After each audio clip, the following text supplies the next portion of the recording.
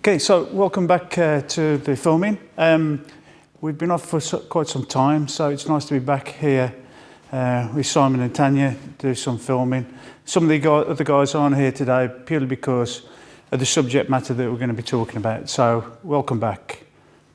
So what we'll be talking about today is basically how would we instruct or conduct a class at different levels.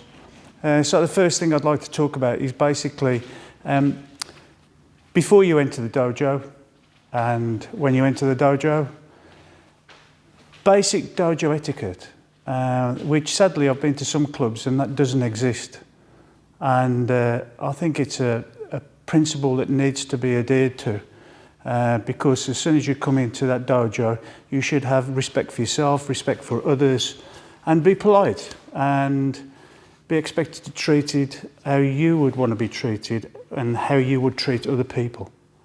So we'll take, for instance, an evening when you're coming along to train in the dojo. So when you enter the dojo, you make sure you have no external shoes on. Make sure that you are clean, feet are clean, hands are clean. After all, some of the techniques are tactile and you have to touch each other. So having dirty hands or dirty feet, dirty gi, so make sure you're as clean as possible because you would expect that. You would expect to be clean for the dojo and expect others to be clean in the dojo. After all, we don't wear any shoes and socks. Please ensure that your fingernails are cut, toenails are cut. After all, if you punch in, you're doing a keri, then it's quite easy to glance, cut the skin. If your feet are dirty as well, that goes into any cuts. So when you first come in, you make sure you remove your shoes, you come in, you bow, and that bow is basically to everybody that else is in the dojo. Also, sometimes they have a shrine in a dojo, so that's a butsudan or kamidana. So, you know, if they have one, just a short bow.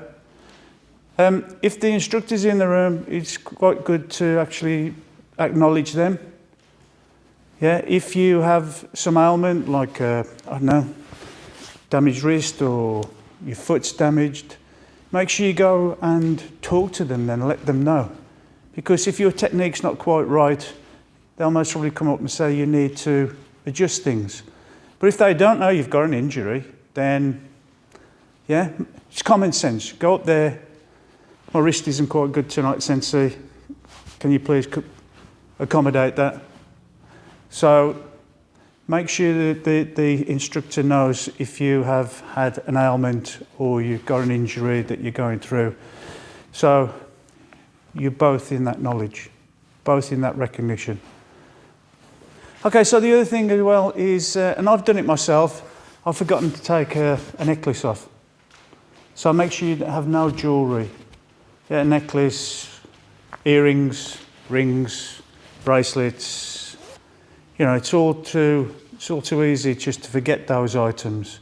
And then it's not only you that can get injured, it can be your partner that can get injured. So make sure you've removed all sorts of jewellery from you. Okay, so one of the first things you learn is to kneel, right? I think I've got arthritis in my left knee because it's been taking a long time to heal, but at certain ages you have damages, you have arthritis setting in, fingers. So, yeah, I'm going to bring in one of my students, Simon. So first of all, you pull. Just make sure, just think you've got one of these hakimaks. So you pull and turn your left foot out, pull the gi, bend. You slowly go down on your knee and bring the other one round and to it. So in between here, you should have about 1.5, 2 fists. Yeah, no more than that. Yeah.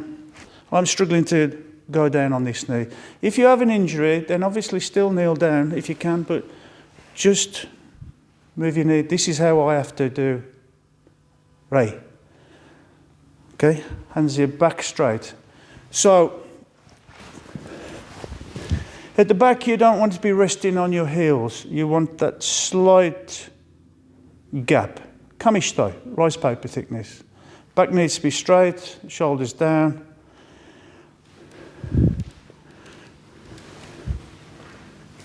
Feet out, not here. Sit back. Okay, when you do the bow, you slide your hands forward, keep looking forward and back. You keep looking forward, you don't look at the floor. The floor won't hit you, your opponent will, so keep looking forward.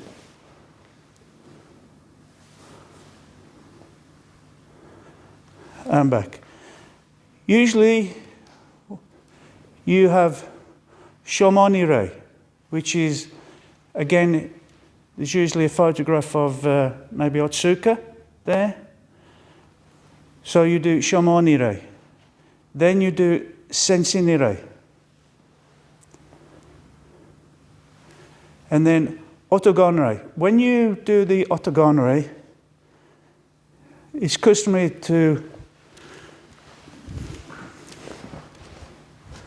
say, Onogi shimasu. Which means, give me a good lesson. When you come up, make sure you're trying to lift the knee, not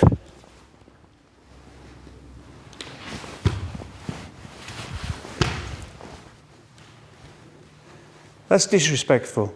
So try and make sure when you stand up, grits, try and make it one move. Thank you. Okay, taking yoi. Since so many take this posture. In Wado-Ryu, we don't do that.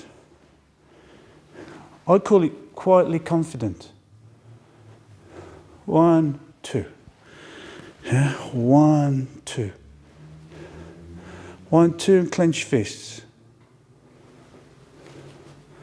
Clenching your fists should not be dramatic. After all, if you have an issue somewhere, last thing you want to do is this. Just want to gradually close your fists. The width should be approximately 1 foot. Not 12 inches, just your foot length. Okay, we can demonstrate why this is so. Okay, so if the stance is too wide, just go a little bit wider. Yeah, you can put your hand on the chest and just apply a little bit of pressure. And it doesn't take much to take the balance. If you get correct yoi, yeah, then play. You can definitely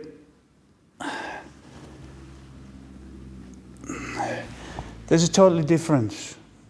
If it's too wide again, play, balance is lost.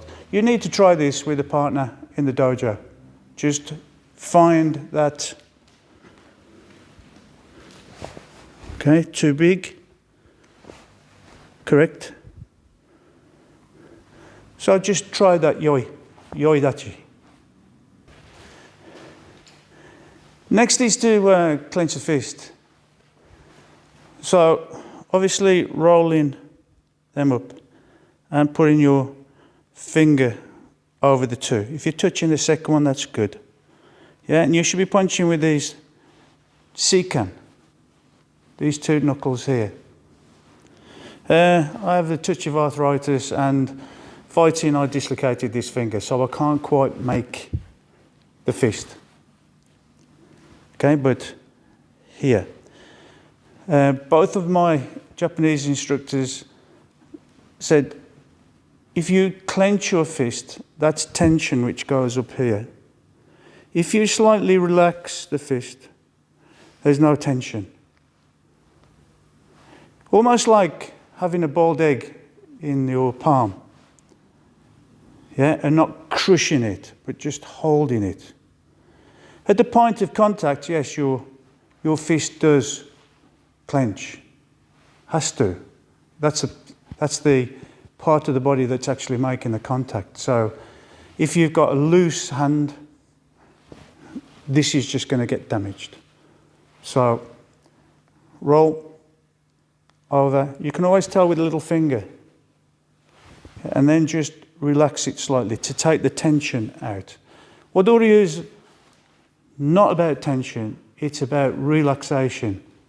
If this is tensed, tension starts going up all along the arm.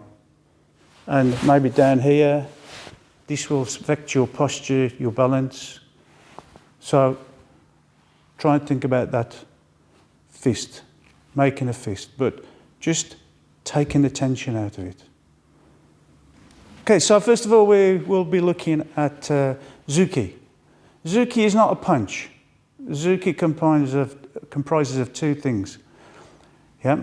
So, if you can take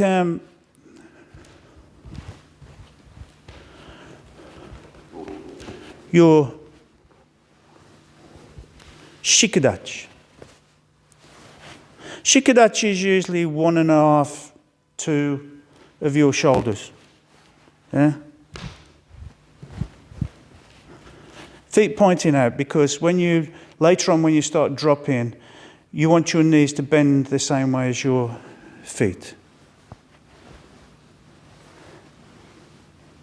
Okay, so we'll take a standing with the feet pointing out, ready for shikadachi. Yeah? Left arm comes up. Right arm comes up.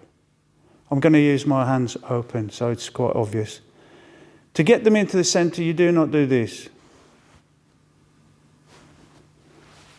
That's not natural. You turn. You turn. To bring the zuki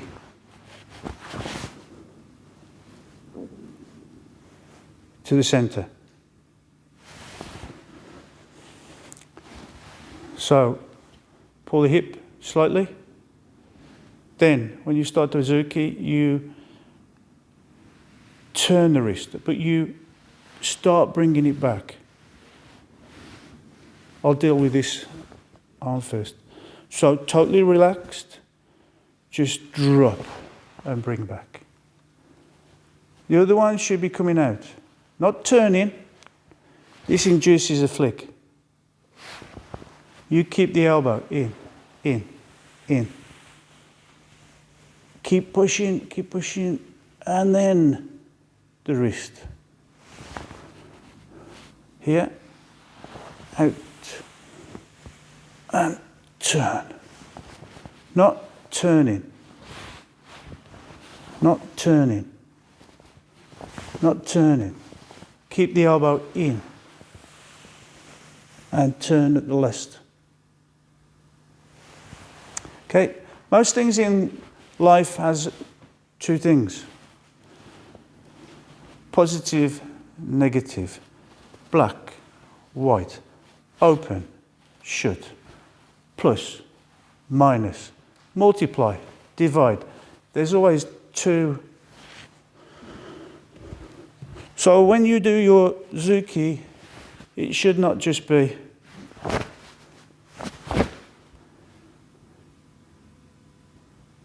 this should be working as hard as this one. So you pull, pull, pull.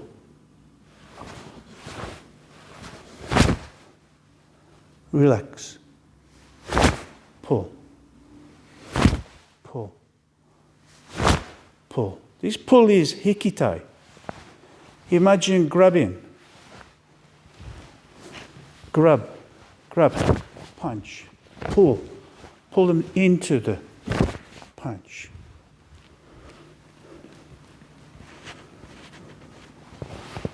So, good way to practice is to drop and up, drop and up, drop and up, drop and up.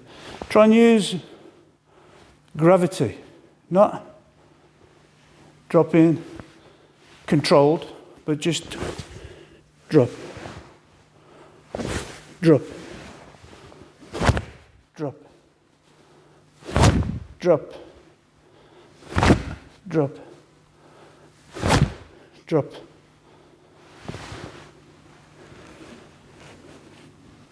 Okay, so a good way to check that you are not flicking is to use the wall. Here. And not only forward, but backward as well. If you flick in, you'll make contact with the wall.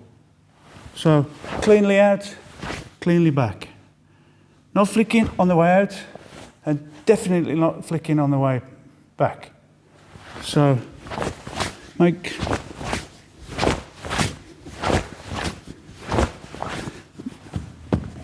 sure you're not flicking.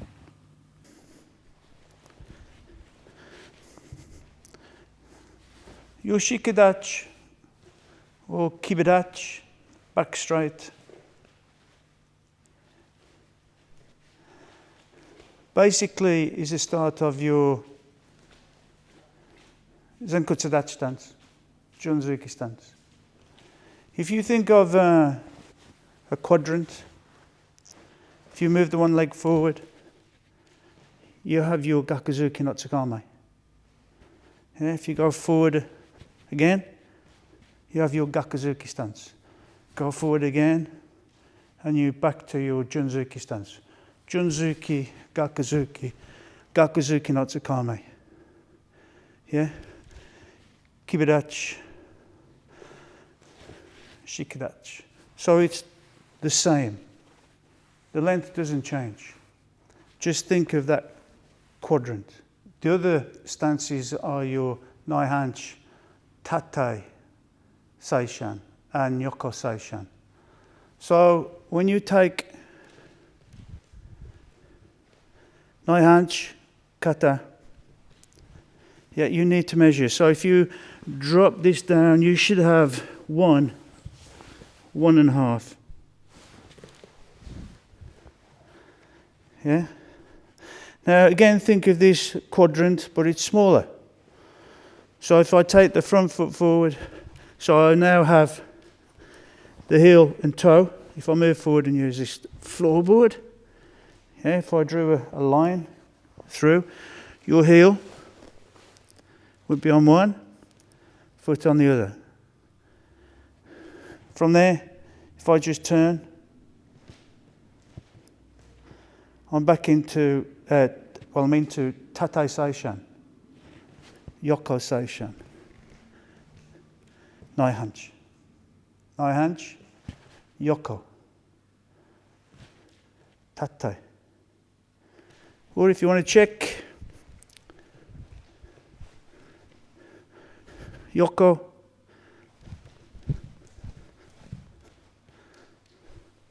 feet pointing, 50-50, central, knees bent, Tate Seishan.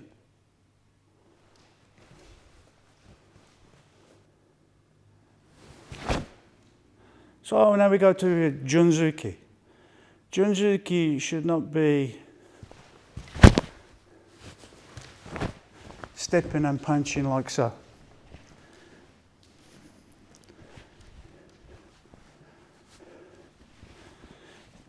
The knee should be taking your body forward. This is the start of the moving forward. To an extent where this is stretching, like an elastic band. When it gets so far, the natural elasticity pulls the leg forward.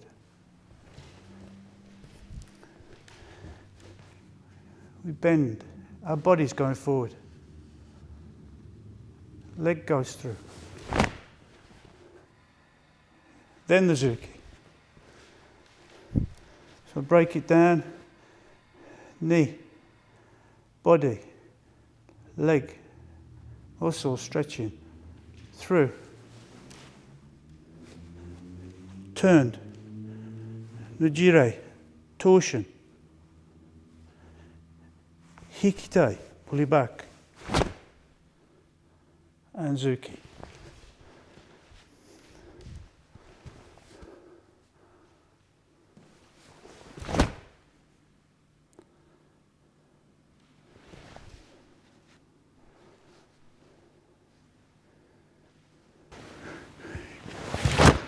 I'll just open the hands again. So, sonobade. Too many people go, pull this too wide, and then punch, which throws this arm down. And you're falling over before you've even started. Your stance should be stable. It should be there to support the zuki, support your posture. And also, 1, 2, you slow the punch down. You slow the zuki down to how fast your foot is moving. You should be punching. You should be zuki in here, not 1, 2. That's 2 moves. That's an extra move. That's mudana. It's wasted. So, the only reason you go slightly wider is to allow the hip to sink in. Nothing else. Because it's a reverse punch. If it's here, it's not being able to move enough. So, just enough to get your hip in. So, really, your zuki should be going first. I'm trying to exaggerate without using this arm, so trying to concentrate on this. And just before it gets there, you move your foot, move your front foot.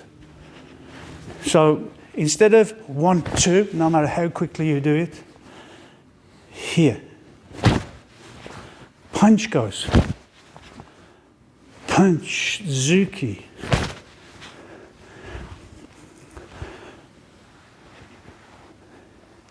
You've applied the torsion here. For it to finish off, you just release it slightly. So your junzuki, gakuzuki, there's not much difference in the width. The foot's supposed to be going forward. That means your body weight needs to go forward. Not over there.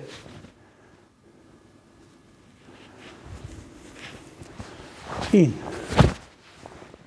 Hip. So think about when you're doing sonobade. So gakuzuki.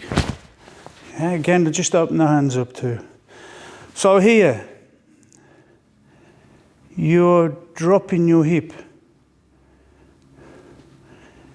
I can't move any further, so I have to release it on the ball of foot.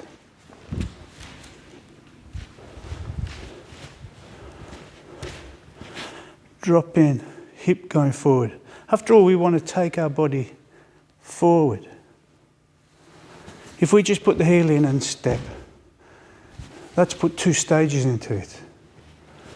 Really, my body wants to be going forward. So bending the knee and the hip dropping in. When it can't go anymore, ball of foot and you flow through. That's natural. Break it down again. Knees bending, the hips dropping in. Foot allows me to go through. Into kibidachi, because my foot is pointing in, same way. Now, ball the foot.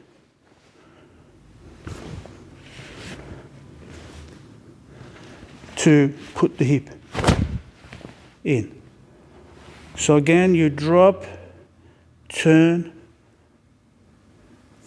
ball the foot, covering as I go through.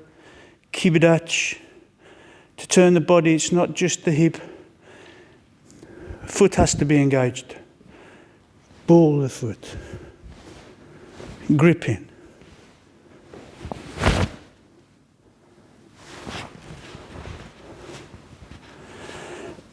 Gakuzuki and Yoko Seishan, very, very similar.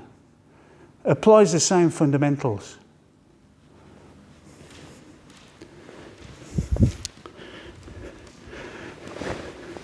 Yoko Seishan, hip forward,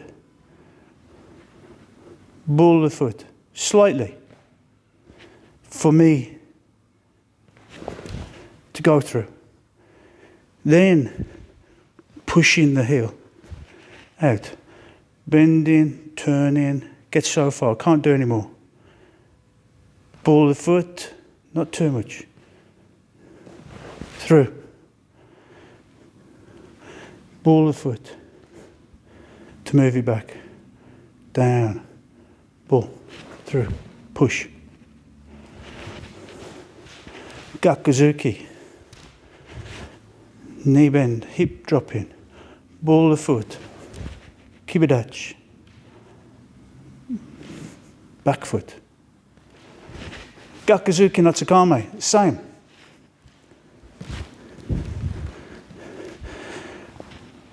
Going forward, drop in, very exaggerated. Hip to go forward. Kibidachi, or you can use a junzuki stance, but here, grip with the front one, it's already turned in.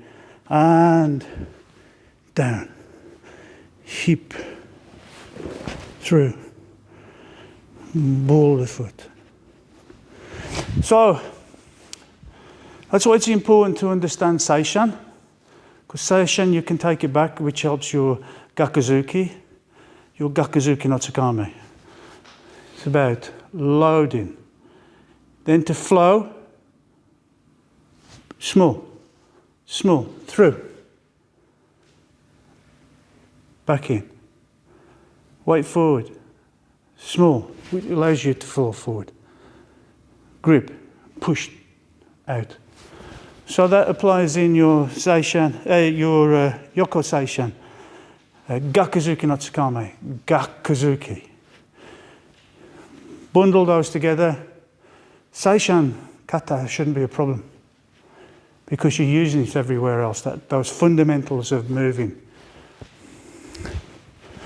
Drop in.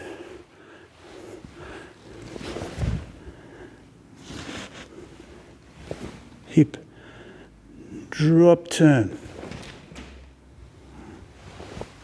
So you'll step through. Don't like to use the word, but it's almost like a controlled fall. It's more than that. But it's a free-flowing, free-flowing, free-flowing.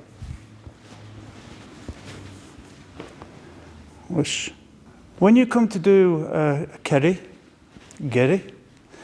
when I first started, we used to use Zenkutsu stance. Yeah, and you would do your mai-geri and go back into your junzuki stance.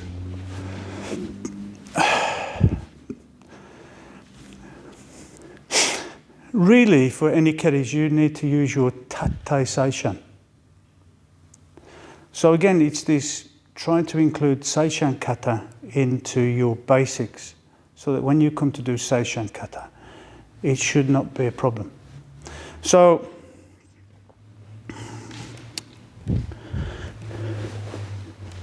My hand should be 1.5. Yeah, you turn. Okay, that is your tate seishan. So try and get used to going from your yoi into your tate seishan stance. Reason for using tate seishan stance rather than your zenkutsu-dachi stance is about your senju-sen. It's about your center line.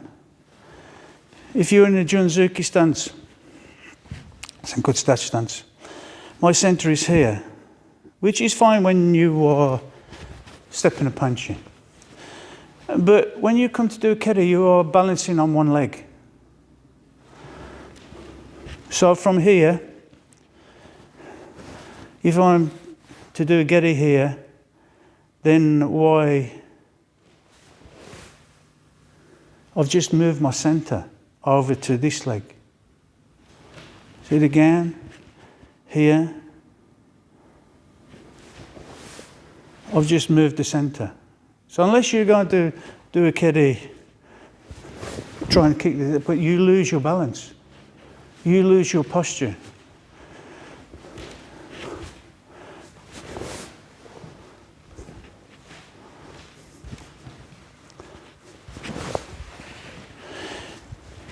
You do your keri from tate seishan, your center line doesn't move. It comes through the center. There's no need to change center lines. So if you can, and your instructor gives it the thumbs up, then try and use your tate seishan for your keris. Yeah? As opposed to junzuki stance and changing your centers. That is the main reason for using tate seishan rather than your zenkutsu-dachi stance.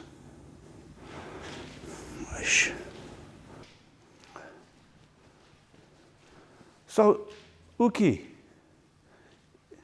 Don't use the word block. Yeah, my first Japanese instructor never used to like to hear people saying block. He would reply that that's a piece of wood. So uki means not getting hit. So if it's jodon uki, it's head not getting hit. So I've experienced various ways of doing jodon uki, and I'd like to take you through them if possible. Obviously, your sensei will desire you to do them in a certain way. These are alternatives. But if they say they want it in a particular way, then obviously honour them and respect them and just do it that way. So, this works. Jodon uki. That is a very basic, but works. Jodon uki. Yeah. Then there is here, turn, and back. So no matter if you are using this portion to do the yuki instead of this portion. Basically, if you have 1, 2, 3, 4 weapons, if you do this one, usually the attack is here. That means you now have 1, 2, 3. If you take this one away to attack. Also, if it's not a limb, maybe a piece of wood, get out the way, don't be there. But this has more of a chance to slide away. So, here, up. So if I can demonstrate. Okay, so, here, I'm leaving this arm down just to clear the area. Up, through, turn.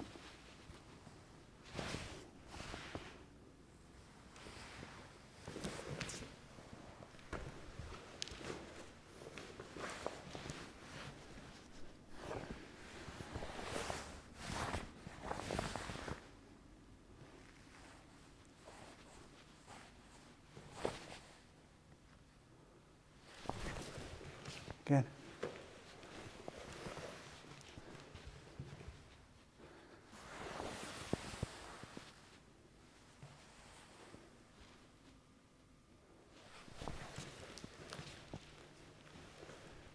Stay there a second. So, not only are you thinking of rising, you can then think about coming down. Jodanuki, Chudanuki.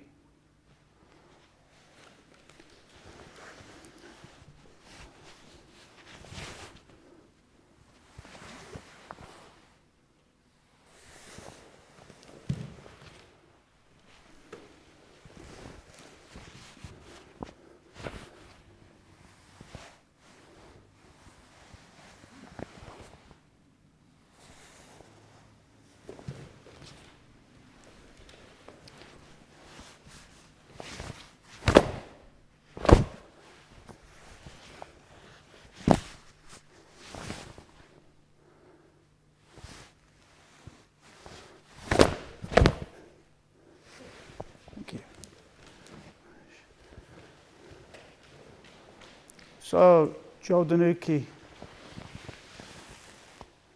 then Chudanuk, Jodanuk. So that's just another example. Next example is to cut through at 45 degrees. Your body needs to drop while your arm is going up. So, drop through 45. And arm back and high. So if I can. So you want your body to try and do this. Drop in, lift in. So, yeah. So drop in, lift in. Drop in, lift in.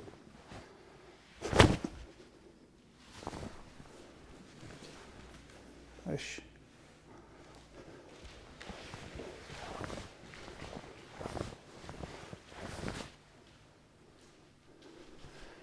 To check, you should be able to look to your left. Or right. Yeah, make sure the hand is up, obviously clenched. Slight hook.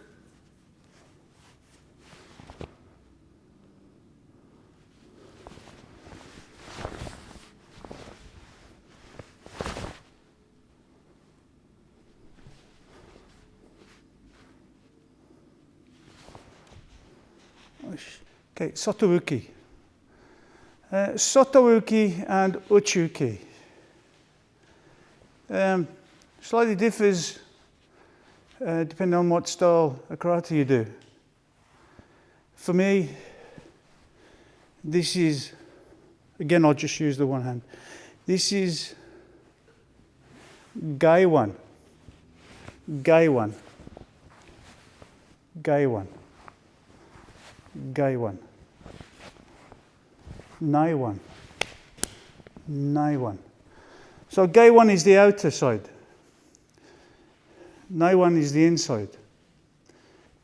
One of the reasons for that is because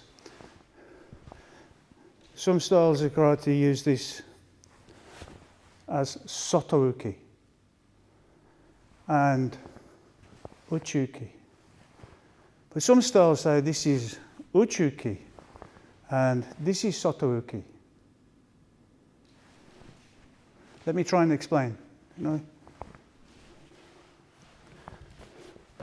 So to me, keep this arm out the way. To me, this is soto, because it's going out from my body. But to Simon, this is uchuki, because it's going to the inside of his body. To me, this is uchuki, because it's coming to the inside of my body. But to Simon, it's going soto, outer. That's where you get the confusion. Thank you.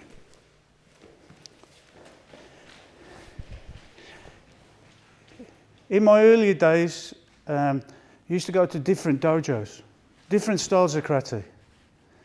To the extent that my Japanese instructor used to call me a dojo yabu, which meant not very respectful. It meant I was a dojo gypsy or tramp. It meant I'd just go anywhere. Yeah, but that was a long time ago, and you just see if you're any good. But sometimes I'd go to maybe a Shotokan club, and it used to confuse me when I used to go Sotouki, yeah, and Uchuki. So their class for Sotouki would be there doing this, I'd be there going.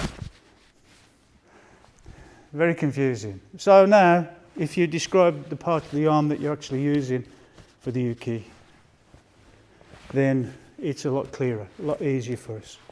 Yeah, Gai one, Nai one. So when you practice, yeah.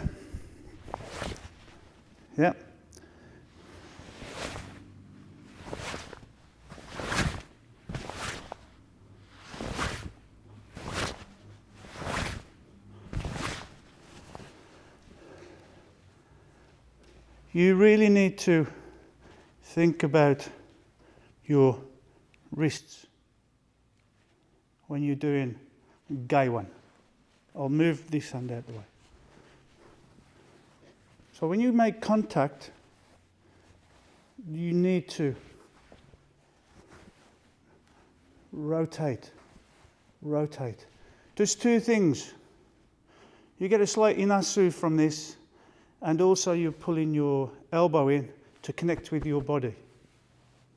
After all, this is seishan. So your gaiwanuk needs to use that wrist movement, which pulls here, pulls your elbow into your body. Not here. Not here. If you get a tennis ball, put it underneath and drop. That's where, for gamai, for your seishan, ball underneath, drop. Here. So here.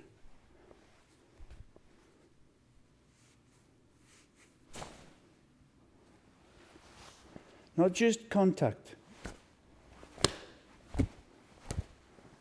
All that does is damage. But here,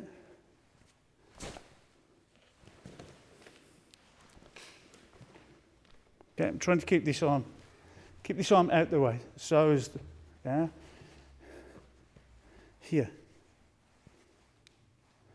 Here, wrist, elbow down. Touch.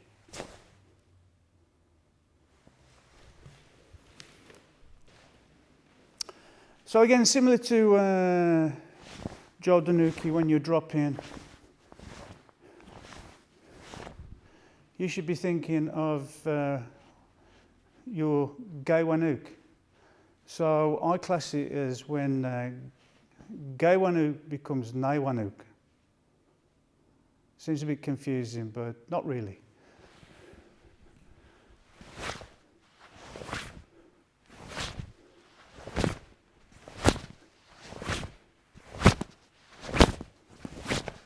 So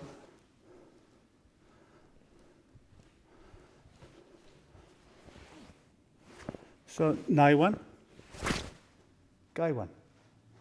When the punch comes in, nai one, gai one. Nai one, gai one. So, gai one. So this changing when you bring it through.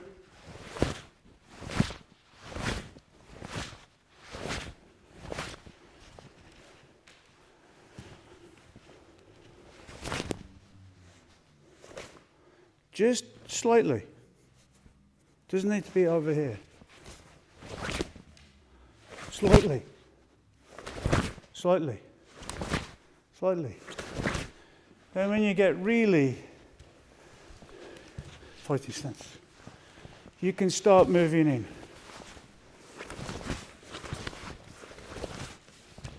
Push.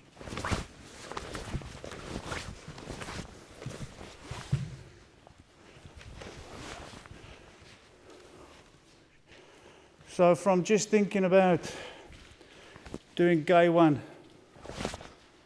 gai one, gai one, gai one, you can think nai one, gai one, nai one, gai one.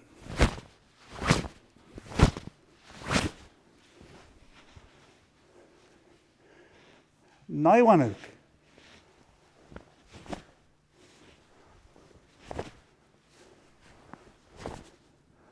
Using your wrist. Hikite. Hikite. Again, several ways which all work, but basically it's wrist and coming down and forward. And don't forget, always wants to come back to your seishan kata. A lot of time, your seishan kata and your nai-anchi kata is, I wouldn't say that almost the important katas in Wado, but throughout karate, yeah? They seem to be on the outskirts of your katas, but really they need to be learned as soon as possible, because there's a lot of grounding in there that you really need to understand and really be able to perform. So here,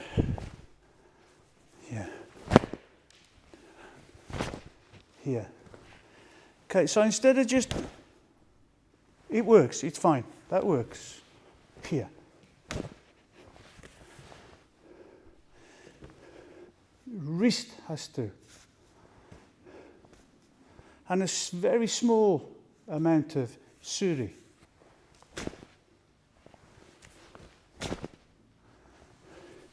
Then you start understanding kobuitai, defend and attack. But first of all, if you're learning your ukis, just a slight turn with the hip, keep your hand out the way for this while we're filming. Here.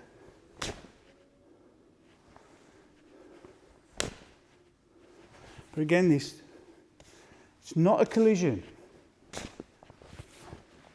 Small amount of suri and keeping that tactile. Stay there. There's another way that I've been taught where you come in and forward. In and forward. In and forward. In and forward. Not just across. Here. But so comes in a little bit closer and ends up in seishan. Okay, and the way to put as much weight on as you want. Okay, here. That's better. Sometimes if it's here, a little bit natural, a little bit closer to the body and forward. So you really need to think about your body turning and your wrist turning and again your elbow. Good position, seishan.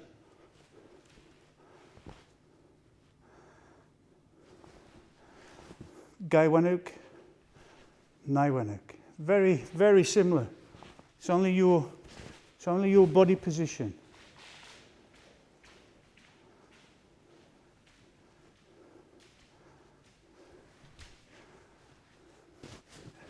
There's also another Nai-wan where you use the opposite hip movement. For instance, it's this one.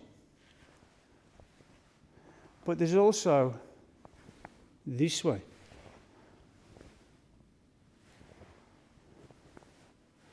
And you see it in some katas, where it comes in, opposite.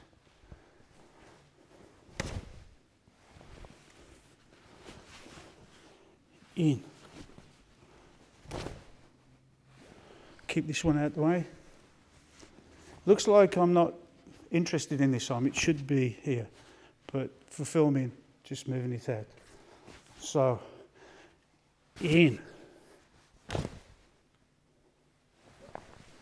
Once you've learned that, you can actually use fighting stance here with this movement. This is a Nai-wan-uk, but you're using it as for attacking. Here. Watch the head. Relaxed.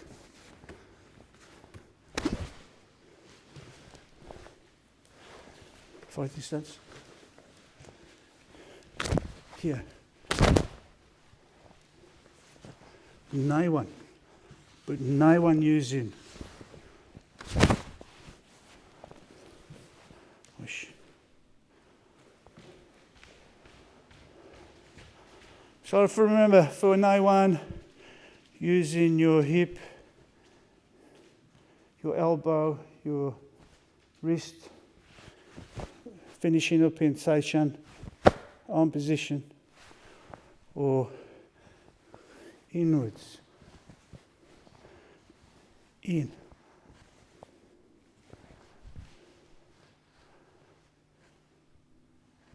So Gidan Barai.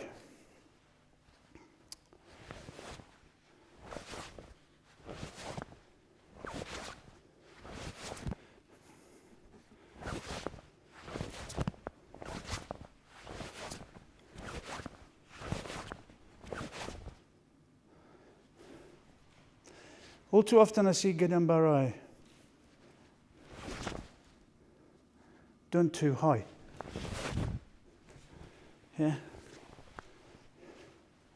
Believe it or not, where I'm standing, that's Gidan Barai. From your shizentai, or just naturally loose. Watch.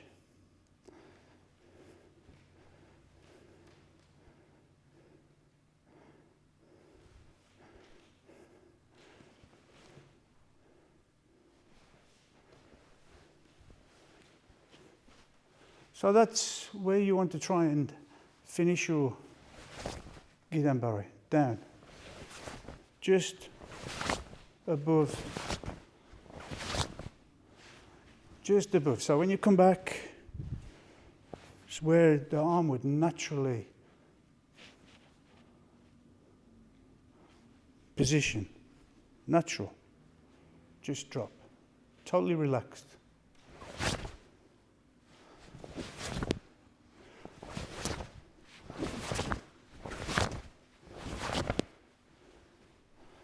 Some ways that you can practice. Grab.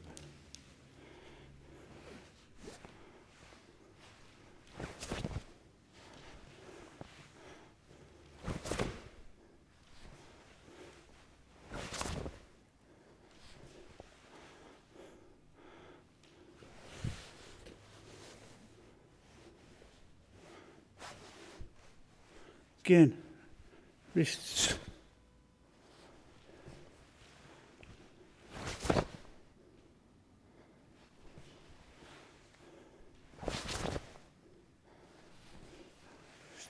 Yeah, man, stop there. Okay, what I might practice is Japanese instructor said it's a bit like if you've eaten a biscuit and you've got crumbs. Don't go eating biscuits, it's not good for you. But if you've got the biscuit and you've got crumbs down here,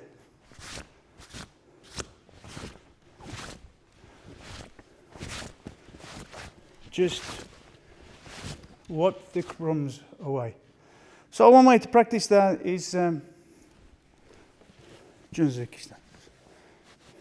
As much weight as you want. Here, when the arm is too far out,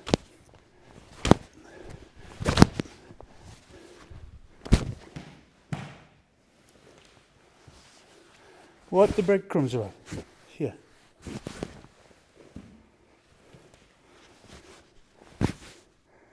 Drop. That has far more effect.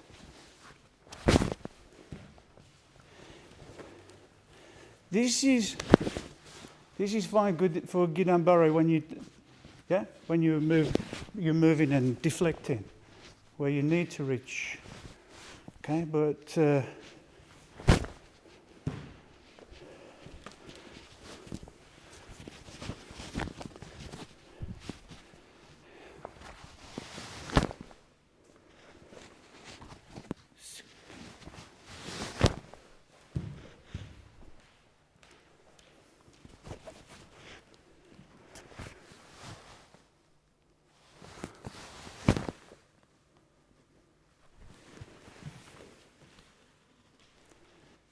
always try and think of another way to practice, if it's like a jiu-jitsu grab or holding.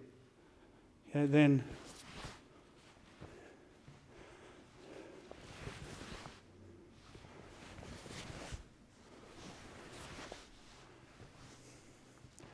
think of other ways to practice Gidan-bari rather than just here.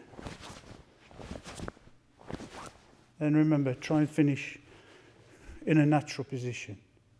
How many times has your instructor said, the Gidan-bari should finish just above your knee? Guess what?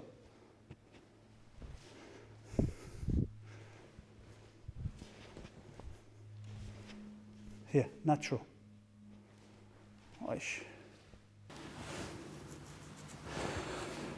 When you enter the dojo, your mental attitude has to change. It's called shoshin.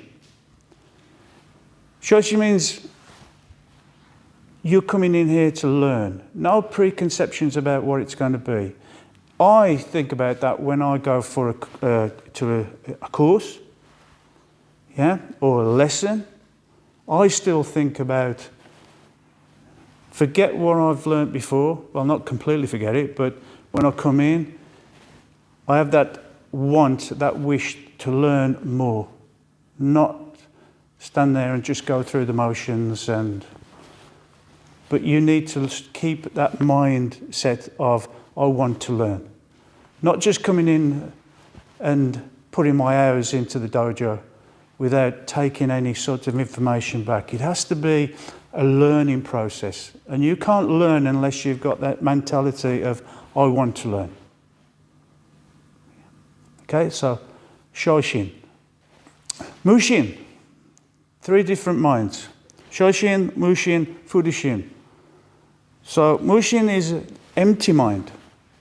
That's maybe a little bit later on when you start partnering off with people or you start sparring, where you can't think of anything else. You can't have that distraction of anything that was maybe annoying you earlier in the day. It shouldn't be taking up that space. You should be clearing your mind so that when you partner off with somebody, you're giving them your full attention. Yeah? Also, when you're sparring or moving, you can't do those things when you've got your mind on something else. So this is a release from possibly the world outside. Mushin, when you're in the dojo, think, no mind. Only what's happening in the class. Yeah, I've had experience of that when I've been slightly stressed at work and then I go to the dojo, and for that 2 hours, what a release. You can't think about that. You have this release.